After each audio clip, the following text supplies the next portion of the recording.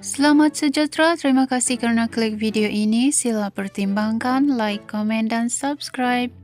Channel ini memaparkan berita viral, terkini dan terpanas artis dalam dan luar negara.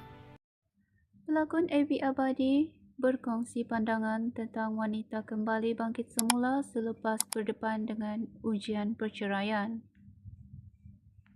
Menerusi hantaran di thread, seorang individu bertanya pendapat warganet selepas melihat rata-rata wanita selepas bercerai mampu membina semula kehidupan mereka dengan lebih baik berbanding semasa bergelar isteri. Abby kemudian memberikan pendapat bahawa kebanyakan wanita akan berkorban demi kasih sayang terhadap suami mereka.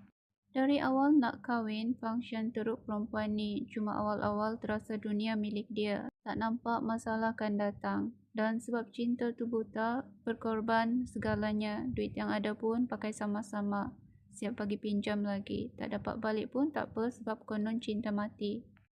Bagaimanapun selepas bercerai, wanita sudah mula menyedari bahawa pengorbanan mereka selama ini tidak dihargai. Justru mereka akan kembali bersemangat untuk meneruskan kehidupan meskipun tanpa sosok seorang suami. Tapi bila bercerai baru nampak dan tersedar dari lamunan yang panjang. Hari ini pengorbanan dia sia-sia. Buatlah baik macam mana pun, kalau dah pasangan tu ada yang lain, kau memang dia tak pandang dah. Bila bangkit jadi lagi function.